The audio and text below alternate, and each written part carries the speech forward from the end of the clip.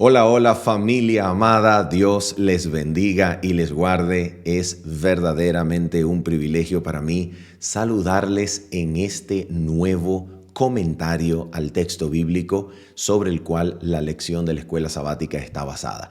Y comentamos el día de hoy Efesios capítulo número 6, versículos 14 hasta el versículo número 20, como parte de la lección número 13 que lleva como título Haciendo la Paz. Nos queda solamente una lección para finalizar la carta del apóstol Pablo a los Efesios y ha sido verdaderamente un privilegio. Muchísimas gracias por su compañía durante todas estas lecciones. Que el Señor le bendiga y le guarde. Vamos entonces a orar y de inmediato nos dedicamos a comentar el versículo número 14 de Efesios capítulo número 6 para dar inicio a este nuestro comentario. Oramos juntos. Nuestro Padre santo y bendito, alabado, glorificado sea tu santo nombre, Señor, y en esta hora nos atrevemos en los méritos de Cristo, afianzados en sus promesas. Nos atrevemos a entrar en audiencia santa delante de tu trono para pedirte que envíes tu Santo Espíritu para que nos instruya, nos enseñe la verdad de tu palabra y así, Señor, podamos ser instruidos genuina y directamente por ti para crecer de gloria en gloria en la contemplación de Cristo hasta su misma imagen. Toma nuestras débiles miradas y muéstranos a Cristo en la hermosura de su santidad. Te lo pedimos en el nombre de Jesús. Amén, Señor. Amén. Muy bien, Efesios capítulo número 6, versículo número 14.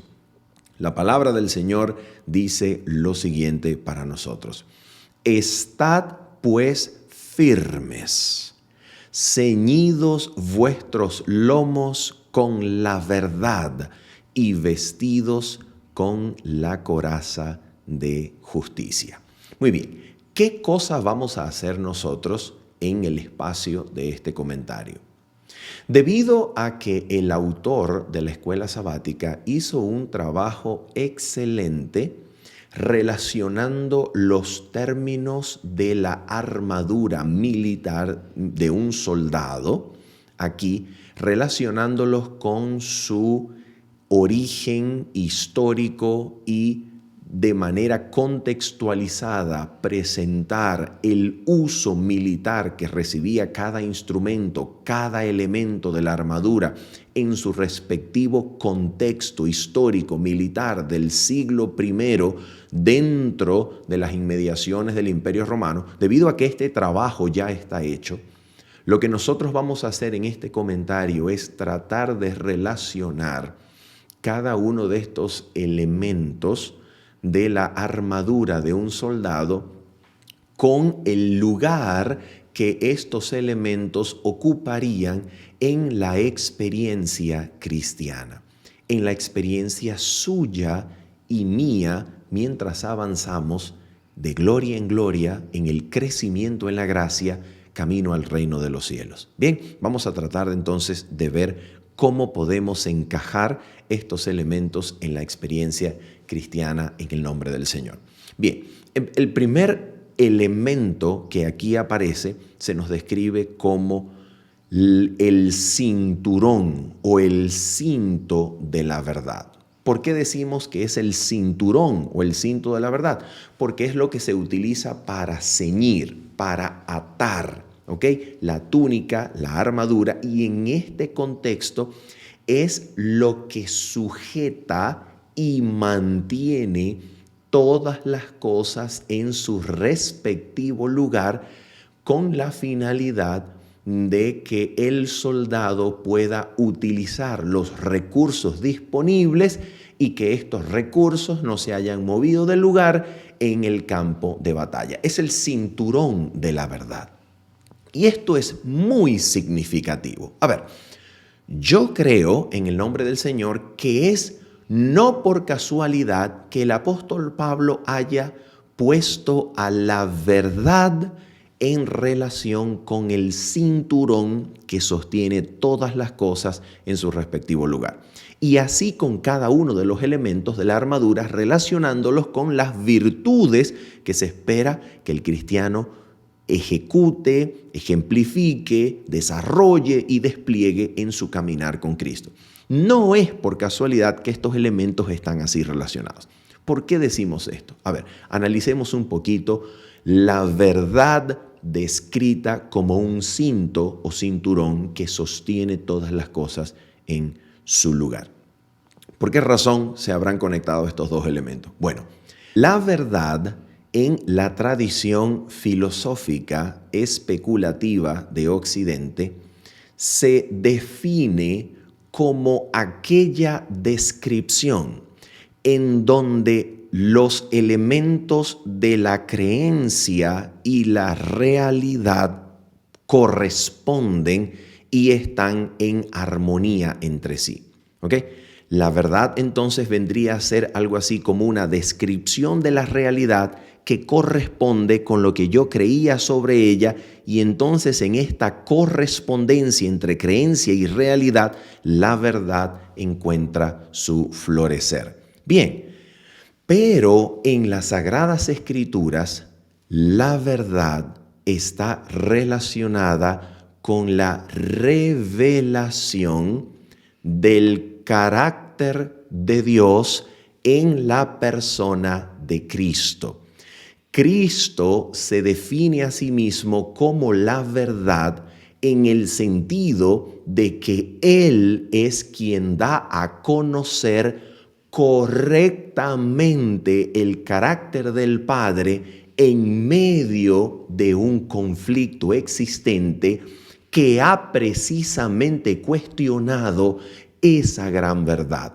Preguntémonos, ¿cuál es la gran verdad que en el marco del conflicto de los siglos Dios anhela mostrar? La verdad por encima de toda otra verdad. ¿Cuál es esa verdad? ¿Qué dice esa verdad? ¿Cuál es el contenido de ella?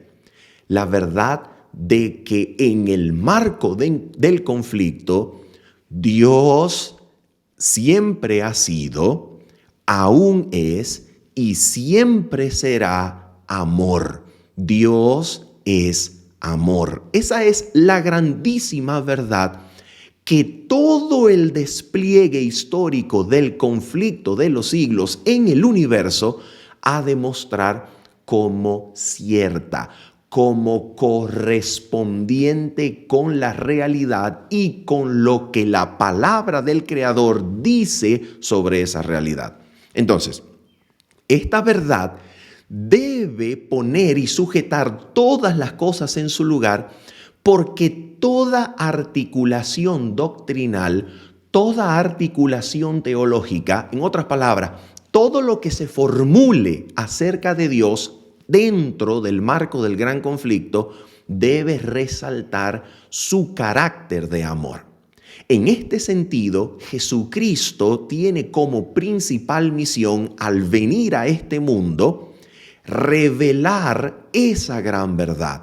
Jesucristo viene a mostrar que Dios realmente es amor, puesto que esta verdad es la que había sido cuestionada al inicio de la gran rebelión satánica.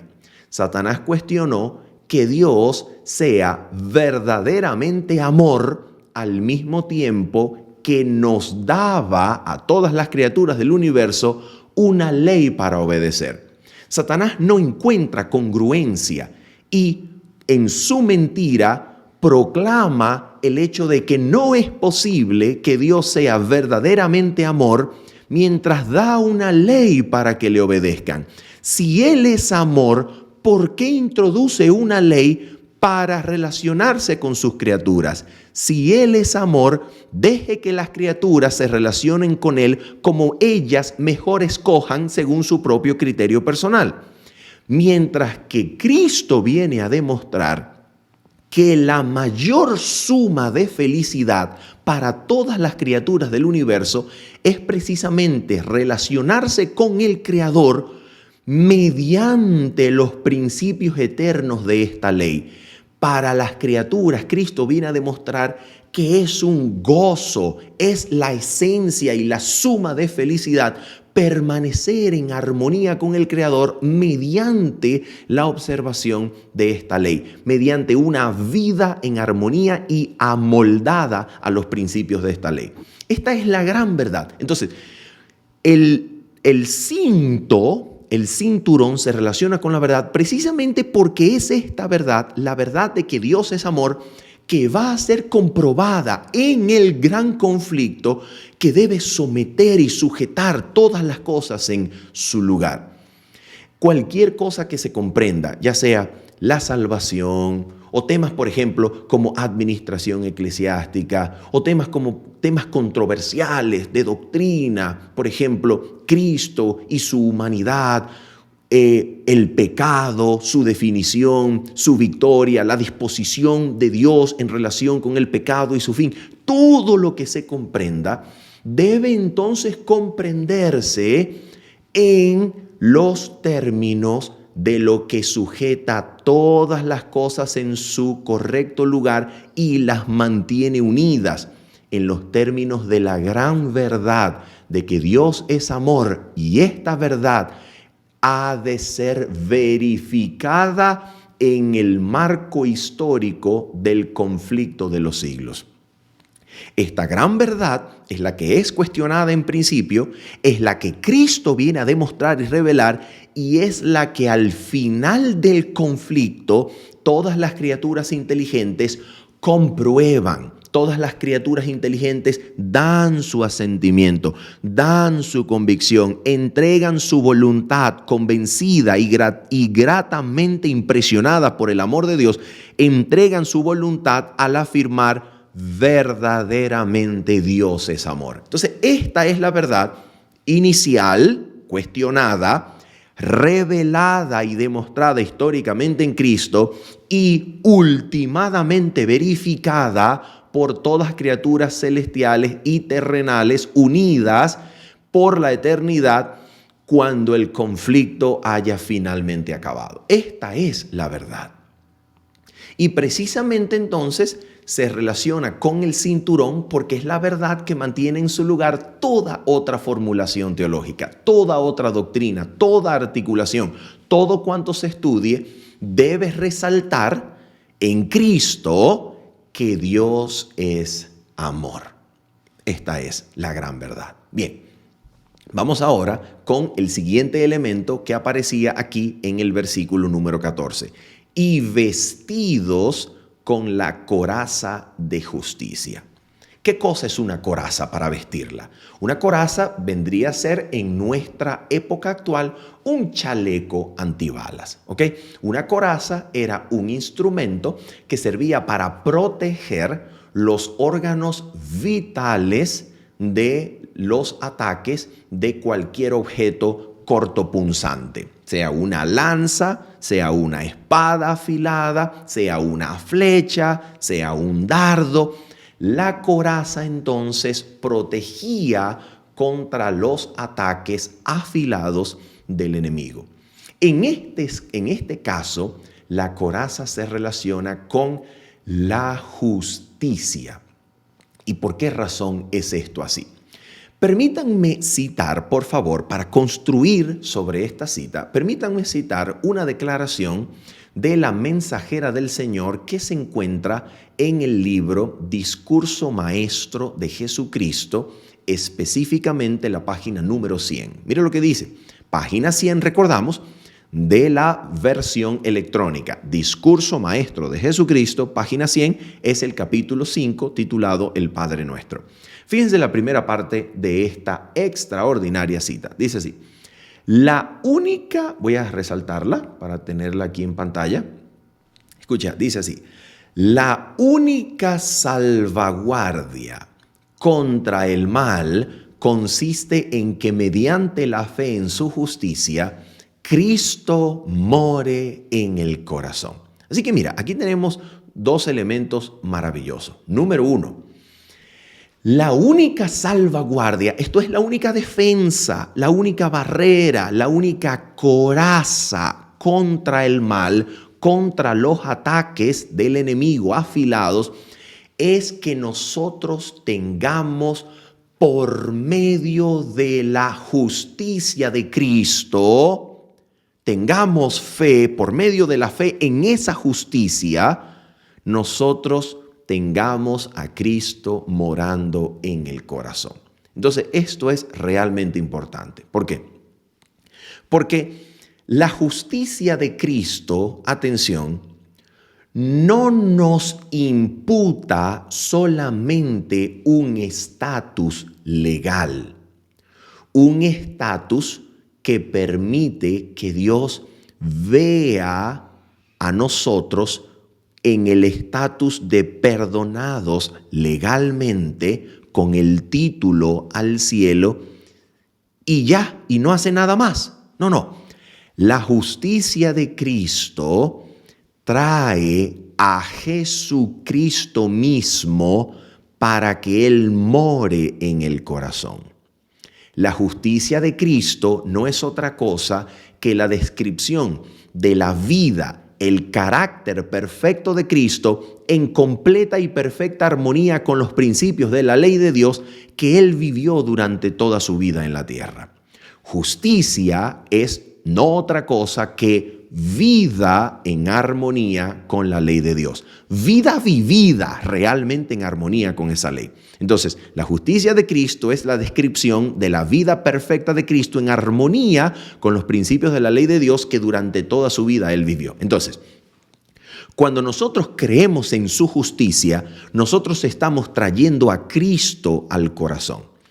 Cuando Cristo viene entonces al corazón, ahora Él, adentro, que trae en su propio corazón los principios eternos de la ley de Dios, ahora Él se va a encargar de desplegar en nosotros, por su propia conducción, por su propio poder, por sus propios impulsos y pensamientos, Él se va a encargar de desplegar de adentro hacia afuera un carácter en nosotros en completa armonía con los principios de esa ley.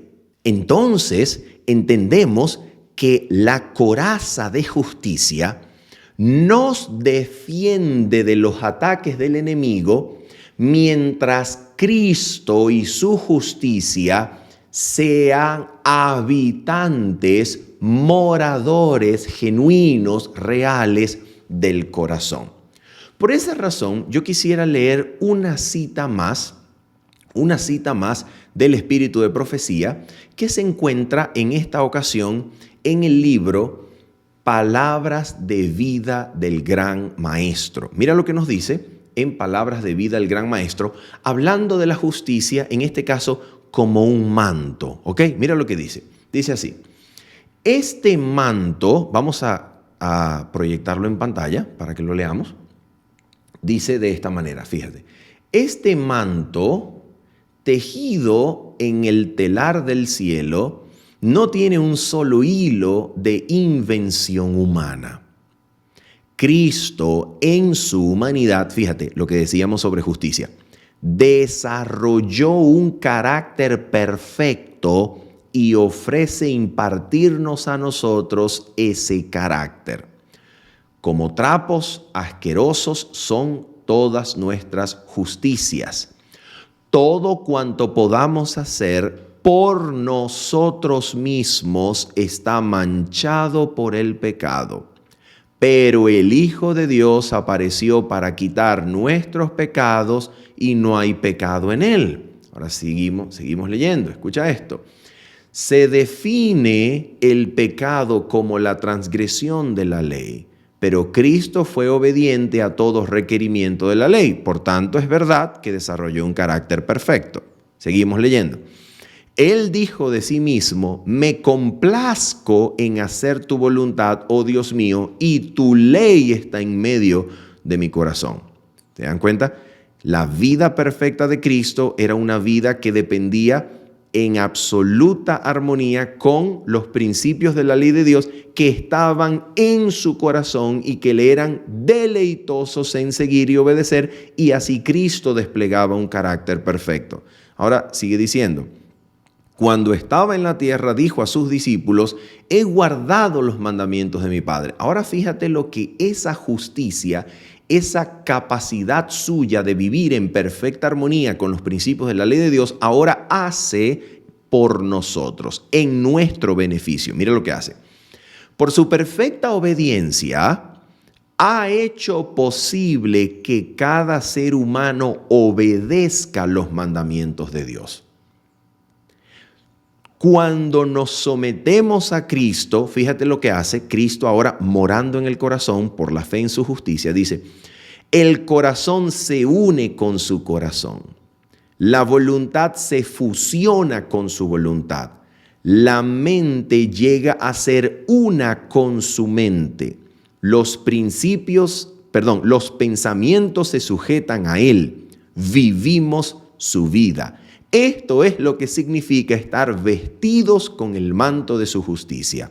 Entonces, cuando el Señor nos contempla, Él ve no el vestido de hojas de higuera, no la desnudez y deformidad del pecado, sino su propia ropa de justicia, que es la perfecta obediencia a la ley de Jehová. Y entonces nosotros podemos darnos cuenta aquí que Jesucristo entonces no solamente ofrece acreditarnos, imputarnos un estatus legal de aceptación delante de Dios, que Dios pueda ver en toda vez que mire a nosotros. No, Cristo en realidad, morando en el corazón, une su corazón al nuestro. Su voluntad con la nuestra, su mente con la nuestra, sus pensamientos con los nuestros. Y entonces Cristo desarrolla de adentro hacia afuera, desde el corazón, porque toda verdadera obediencia proviene del corazón. Cristo desarrolla desde el corazón un amoldamiento de nuestra vida entera, de todo nuestro carácter, en conformidad con esa ley que Él trajo a morar en nuestros corazones cuando Él vino a morar en nuestros corazones. Él trae los principios de la eterna ley de Dios escritos en su corazón. Y entonces Él, de adentro hacia afuera, amolda, purifica, limpia toda nuestra vida, de manera que nuestra vida y carácter despliegue armonía con la ley de Dios.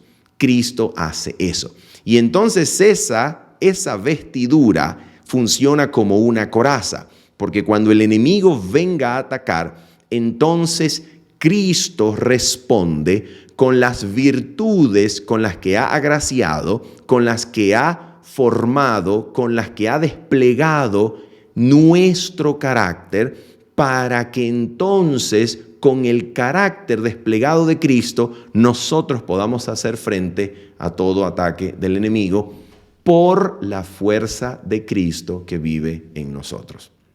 Bien, vamos entonces a seguir al otro elemento de la armadura del creyente. El otro elemento sería el versículo número 15, que dice, y calzados los pies con el apresto del evangelio de la paz. ¿Qué quiere decir eso? Bueno, aquí el apóstol Pablo está describiendo el calzado, las sandalias militares de un soldado romano, que probablemente, hacemos aquí un paréntesis, probablemente Pablo es capaz de recordar precisa y exactamente todos estos elementos porque probablemente está viendo a un soldado que está guardando su prisión.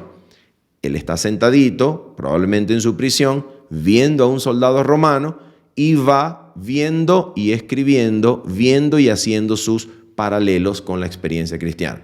Probablemente él estaba viendo a ese soldado allí en la puerta de su prisión. Entonces, bien, aquí, ¿qué significa el apresto, el calzado, las sandalias militares del Evangelio de la Paz? Bueno, una de las cosas que podría significar esto es que precisamente el apóstol está haciendo una alusión a ese texto de Isaías en donde se describe a quien anuncia las buenas nuevas, y el texto nos dice cuán preciosos son los pies de los que traen, de los que anuncian las buenas nuevas de la paz. Se describía aquí a un emisario enviado para decirle a la ciudad desde donde él había salido a la batalla para decirle a la ciudad que el ejército había obtenido victoria y que todos podían descansar en esa paz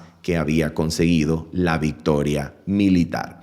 En este caso, la victoria militar es aquí el evangelio de la paz. El evangelio de la paz es lo que se expande. El evangelio de la paz es lo que va en conquista del mundo entero. Pero aquí hay algo interesante. Las conquistas del evangelio no son militares. Hay religiones, existen religiones que sus conquistas de territorios son militares. Someten con el poder de la espada, con el poder de las armas, con el poder de la guerra. Pero el cristianismo somete todas las cosas a Cristo porque lleva el poder de Cristo para subyugar el corazón con sus pasiones y deseos a Jesucristo. No con el poder de las armas para conquistar territorio, sino con el poder del Espíritu para someter el corazón. Por eso el cristianismo nunca puede usar el poder, la fuerza política, militar del Estado para obtener asentimiento, convicción a sus dogmas o a sus enseñanzas. El cristianismo siempre debe recurrir solamente al poder del Espíritu de Dios que somete el corazón, sus pasiones, sus deseos, sus sentimientos a la obediencia de Cristo. Nunca el evangelio será tomar fuerza, tomar cualquier ley, tomar cualquier política, tomar cualquier estrategia para obligar a las personas o para hacerles ver a las personas que obtendrán un beneficio terrenal, incluso una bolsa de comida o cualquier otra cosa, un beneficio terrenal si ellos aceptan el evangelio. No, nunca. El evangelio solamente es acompañado por el poder del Espíritu que somete, como hemos dicho ya, el corazón a Cristo. Así que el evangelio es verdaderamente un evangelio de paz.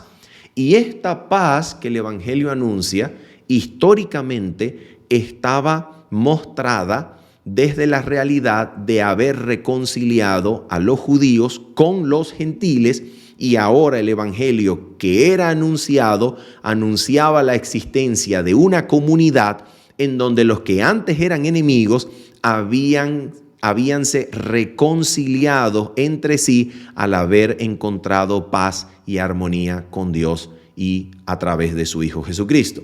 Entonces, el evangelio anunciaba, hay una comunidad, hay una forma en la que los enemigos acérrimos vienen unidos a Cristo y se aman mutuamente y se sirven mutuamente y probablemente se lavan los pies mutuamente y comen juntos y adoran juntos a Dios. Anteriormente enemigos, ahora adoradores, juntos y en armonía con Dios. ¿Qué cosa es esa? Es el poder del evangelio. Es el evangelio que somete nuestras pasiones y deseos egoístas a la voluntad de un Cristo que reina sobre nuestras cabezas, y entonces podemos amarnos los unos a los otros sin enemistades. Es el evangelio de la paz. Bien, seguimos entonces con el texto bíblico y ahora vamos con el texto que se encuentra en Efesios capítulo 6, versículo número 16. ¿Qué nos dice la Escritura? Nos dice de la siguiente manera. Vamos a proyectarlo.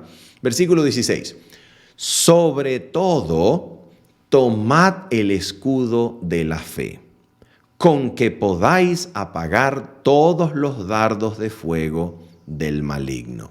Bien, el autor de la lección nos hace un recordatorio muy útil al decirnos que el escudo romano estaba cubierto por uniones de cuero que, al ser mojadas en el agua, podían entonces, en esa humedad conservada, podían apagar cualquier cosa de fuego, bien sea flechas, dardos, flechas con brea que estaban ardiendo en fuego. Ese escudo, al tener la humedad que conservaba el cuero, apagaba entonces los dardos del enemigo.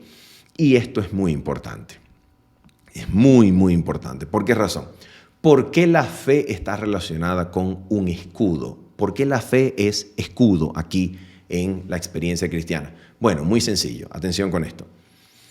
Satanás siempre utiliza la misma estrategia para llevar a la caída a los creyentes o a los fieles de Dios. ¿Cuál es esta estrategia? Número 1. Primero los invita a dudar del amor o la bondad de Dios. Número 1. Le hace creer al creyente que después de todo Dios como que no es muy bueno, como que verdaderamente no es tan amoroso como se describe en su palabra. ¿Ok? Y esto lo hace por medio de tentaciones, de pruebas, de sufrimiento, de dolor. Entonces el creyente no puede, no consigue encajar en su mente cómo es que Dios es bueno, mientras al mismo tiempo yo vivo en sufrimiento, en dolor, en ansiedad. ¿Cómo es posible encajar esas dos cosas? Entonces, luego de que ha hecho dudar al creyente sobre la bondad o amor de Dios, viene su segunda estrategia. Satanás contradice, hace dudar al creyente de la palabra de Dios. Niega abiertamente la palabra de Dios y entonces hace que el creyente dude de la veracidad de la palabra de Dios. En otras palabras, el creyente comienza a oír otras interpretaciones de la realidad que han sido creadas por Satanás para decir, bueno, parece que verdaderamente estas cosas no son como la palabra de Dios lo dice. Parece que son más como la psicología lo dice, como la sociología lo dice, o como esta narrativa perteneciente a esta agenda política lo dice. Parece que el mundo se parece más y corresponde más a esta descripción, a esta narrativa, que a la descripción que da la palabra de Dios. Y entonces, habiendo hecho estas dos cosas, estas dos estrategias, número 1, haciendo dudar al creyente de la bondad o amor de Dios y negando la palabra de Dios para que el creyente dude de la veracidad de esa palabra, entonces el enemigo ya tiene esa alma en su bolsillo para hacerla caer con toda tentación y enlazarla así a la esclavitud del pecado. Por eso la fe se describe aquí como un escudo. Porque la fe debe ser lo que nos defiende de todos estos ataques ardientes del enemigo, de todo el fuego del campo de batalla. La fe. Y la pregunta es, ¿la fe en qué cosa? ¿Qué cosa es la fe? Bueno, precisamente la fe como correspondiente al elemento de verdad de que Dios es amor. La fe se ancla en dos cosas particulares. Dos cosas la fe se ancla. Número 1, la fe se ancla al hecho verdadero de que Dios es amor.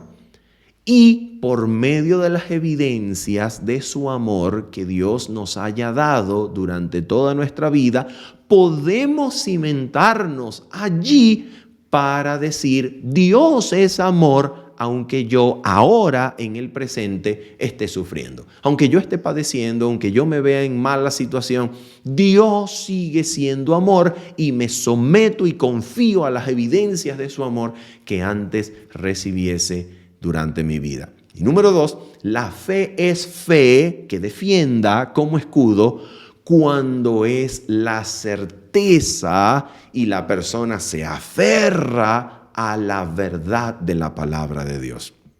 Si la palabra de Dios lo dice, no importa incluso que mis propios sentidos traten de comunicarme otra cosa. No importa que yo pueda ver, oír, tratar de percibir con mis sentidos otra cosa. No importa lo que los sentidos perciban.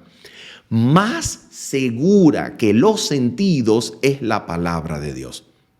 Por tanto, en el gran conflicto final, Los siervos del Señor se someterán a la verdad de su palabra por encima de sus sentidos, por encima del testimonio que sus sentidos comuniquen a la parte cognitiva de su mente. Los sentidos no son más seguros que la palabra de Dios. Aferrémonos a la palabra porque ella es lo más segura del universo. Lo más seguro del universo es la palabra de Dios, por encima de cualquier otro testimonio. Y así, cualquier cosa que oigamos, veamos, que amenace la veracidad de la palabra de Dios, nosotros diremos, mira, aunque mis sentidos parezcan indicar este camino, yo seguiré el camino de lo que es más seguro, de la palabra de Dios, que es lo más seguro del universo. Bien, sigamos entonces adelante con el versículo número 17. El versículo 17 nos dice, y tomad el yelmo, es decir, el casco de la salvación y la espada del Espíritu, que es la palabra de Dios. Dos elementos, vamos a analizar el primero. El casco, el yelmo de la salvación. ¿Por qué razón se habrá relacionado la salvación con un casco, con el casco del soldado en batalla? Bueno, hay cosas en las Sagradas Escrituras, hay verdades en las Sagradas Escrituras que el creyente puede saber, puede saber, se pudo convencer y está, digamos, está convencido de eso. El creyente cree eso, ¿ok? Pero si estas verdades de salvación no ocupa la atención, estas verdades no nos benefician, no nos modifican, no nos transforman, no hacen lo que Dios quiere que la salvación y su verdad hagan en nosotros. ¿A qué nos referimos con esto? Nos referimos a lo siguiente. La salvación no es un estado que usted adquiere y ya, y nunca más meditó en él, nunca más meditó en las verdades de salvación, nunca más meditó en ella, nunca más contempló la cruz, nunca más meditó en Cristo y su poder. No, sino que una vez se adquirió, bien sea por medio del bautismo, por medio de la fe inicial, por medio de la experiencia de la conversión, por medio de un milagro vivido, lo que sea. La salvación no es una cosa que se experimenta una vez y ya no más. No, la salvación debe ser el tema, la historia de la redención, la historia de nuestra salvación debe ser el tema centrado en Cristo que el creyente siempre debe conservar aquí, en su cabeza, en su atención, en su lóbulo frontal y esa parte minúscula de nuestra experiencia cognitiva que es la atención. Las verdades de salvación deben habitar en la atención. Cristo debe ocupar la atención. Nosotros debemos considerarlo, meditar en Él, reflexionar en su vida. Y esas verdades de salvación, habitando en la atención, modifican la experiencia, transforman la vida, purifican el alma. Y es por esa razón que la salvación aquí, creo yo, se combina con un casco, porque el casco debe proteger la cabeza. La salvación debe, por tanto, ser la premisa siempre considerada, el tema siempre contemplado. Cristo y su redención debe ser el tema que el alma siempre contemple, para que esta salvación realmente modifique la vida, realmente nos salve. De lo contrario, la salvación, si se percibe como un punto en la experiencia para nunca más volver a ella, la salvación entonces se diluye en la experiencia de nuestra vida y sus verdades salvíficas ya no nos modifican, ya no nos transforman. Y nosotros comenzamos así a confiar en una falsa seguridad, llámese, como dije, bautismo, algún milagro, alguna experiencia de conversión. Comenzamos a confiar en esa pasada experiencia sin vivir el gozo de la salvación en el presente. ¿Por qué? Porque la salvación no nos está transformando, no nos está modificando, porque no permanece aquí, sino que fue olvidada ya. Entonces, en esa minúscula parte suya de la mente llamada atención, allí debemos nosotros siempre contemplar las verdades salvíficas de Cristo, de la obra de Cristo, del carácter de Cristo, contemplar la vida de Cristo, y esas verdades de salvación modifican entonces la vida presente. Bien, seguimos entonces con la espada del Espíritu, que es la palabra de Dios. Bueno, y aquí hay algo maravilloso, porque la espada, si hay algún elemento aquí que describe absoluta y únicamente esa actividad, digamos, no pasividad, sino actividad, ese orden de batalla que es seguir adelante, ir al frente, luchar activamente, atacar, es precisamente la espada. La espada es lo que ataca.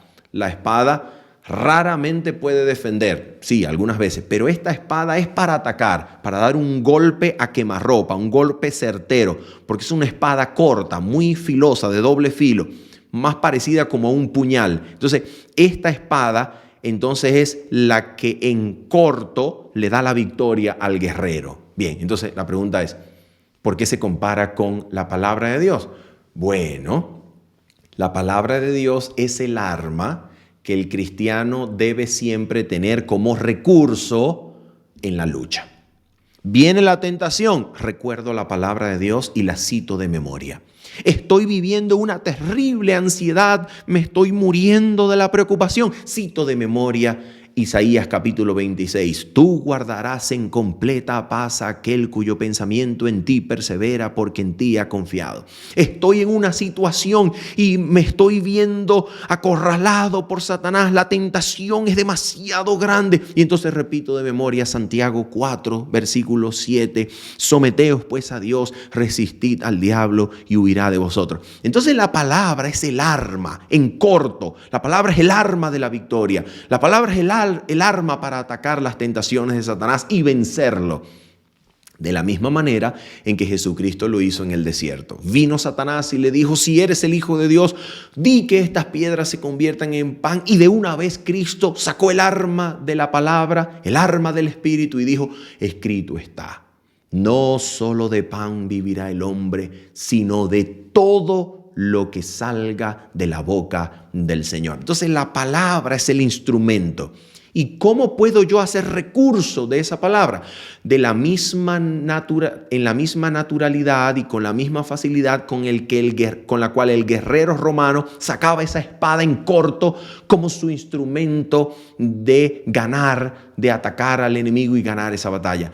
Para eso, para hacer recurso de la palabra de Dios, tenemos que tenerla aquí, al dedillo, aquí guardada en la memoria. Debemos guardarla, debemos saber citarla, debemos almacenarla aquí y conscientemente repetirla y recitarla en la hora de la tentación.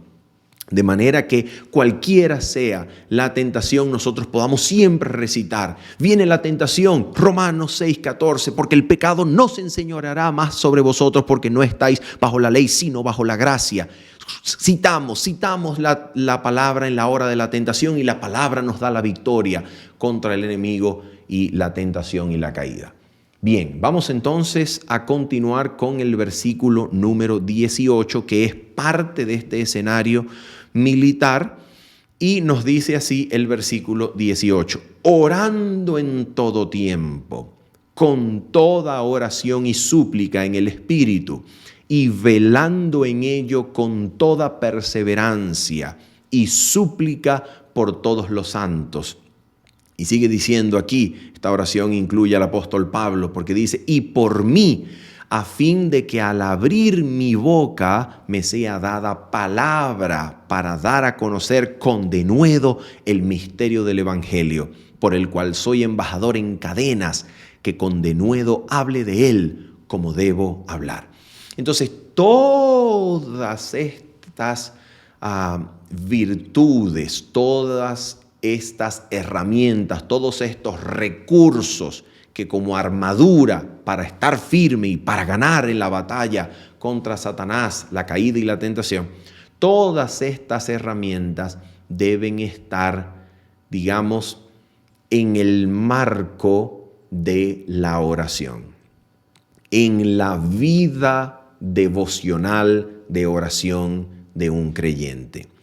Porque por medio de la oración se nos otorga ese divino poder, esa divina sabiduría, esa comunión con el trono de Dios que permite que hagamos recurso útil de todas esas herramientas que como armadura se nos han provisto. Entonces, la oración es el canal por medio del cual el creyente recibe ese poder. Recordemos que Jesucristo, por ejemplo, Él combinaba noches de oración con mucha actividad en el día. Y esto es exactamente un ejemplo para nosotros. Cualquier decisión, cualquier situación familiar, cualquier situación laboral, cualquier cosa que demande especialmente nuestras energías, que demande nuestro pensamiento, reflexión, cualquier decisión difícil, ha de ser precedida, ha de ser acompañada por oración. Oración en donde el corazón se rinde a Dios, el corazón se somete a Él, el corazón le dice al Señor, Señor, no quiero hacer nada, Padre, nada que te desagrade. Quiero saber qué hacer. Lléname de esa sabiduría que generosamente has prometido. Lléname de ese poder que me has dado en Cristo. Lléname de gracia. Dame gracia delante de los hombres. Y entonces esa oración permite que todos los demás recursos provistos puedan ser usados correcta y sabiamente. Y finalizamos con el apóstol Pablo en cadenas. Qué cosa maravillosa que un hombre en cadenas pueda considerarse como embajador del misterio de Dios, embajador del Evangelio, en cadenas. El Evangelio nunca ha ofrecido para sus seguidores hoteles de lujo, nunca ha ofrecido para sus seguidores fama, absoluto respeto y consideración de todos, un estatus social envidiable. El Evangelio nunca ha prometido eso. El Evangelio más bien promete que el mundo nos aborrecerá porque no somos del mundo. Pero este aborrecimiento del mundo que llevó a Pablo a las cadenas, que luego lo llevó a su muerte como mártir y que puede acarrearnos a nosotros el odio del mundo, la persecución de los poderes terrenales, la pérdida de amigos, de familiares, de la estima de la sociedad, la confiscación de bienes. Este evangelio, mientras más puro es, más oposición levanta del mundo.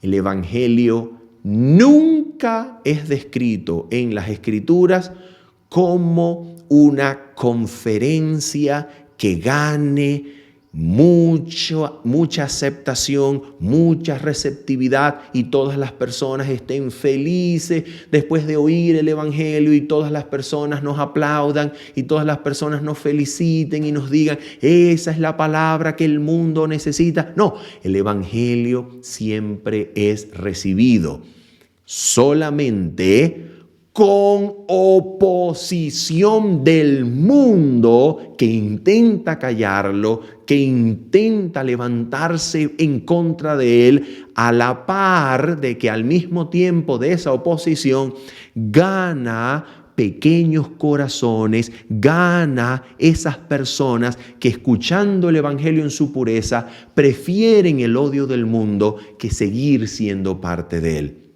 Entonces siempre la respuesta al Evangelio va a ser una combinación de conversiones particulares, conversiones pequeñas, conversiones en el Señor, pero en términos generales la oposición del mundo, el odio del mundo, porque el mundo se opone a lo que no es suyo y el Evangelio siempre es un mensaje que desafía al mundo, que se opone al mundo, que señala con la vida, con el testimonio, con el ejemplo, como un reproche el pecado y por tanto las personas al sentir por el ejemplo, ni siquiera por palabra, por el ejemplo, por el testimonio, por la presencia santa de un varón de Dios o de una mujer de Dios, cuando el mundo siente el reproche a sus pecados, se levanta en contra del Evangelio a criticarlo, a tratar de callarlo para poder tener un respiro más en su práctica del pecado.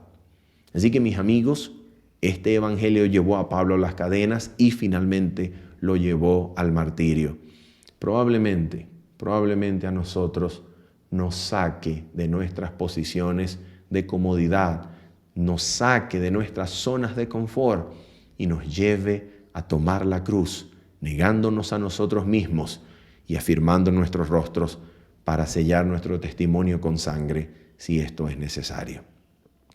Habiendo dicho esto y esperando que usted haya sido edificado en el nombre de Jesucristo y esperando que la bendición de la palabra del Señor haya tocado su mente, haya tocado su corazón, se despide de usted su servidor Manuel Ospino, invitándoles para el día jueves a las 6 de la mañana para orar en familia junto con mi esposa y el día sábado en la mañana, 7:30 de la mañana, para estudiar en vivo la palabra de nuestro Señor, según está estructurada, cuyos textos aparecen en la escuela sabática. Que el Señor le bendiga, le guarde, sean todos despedidos en el Señor. Bendiciones. Chao, chao.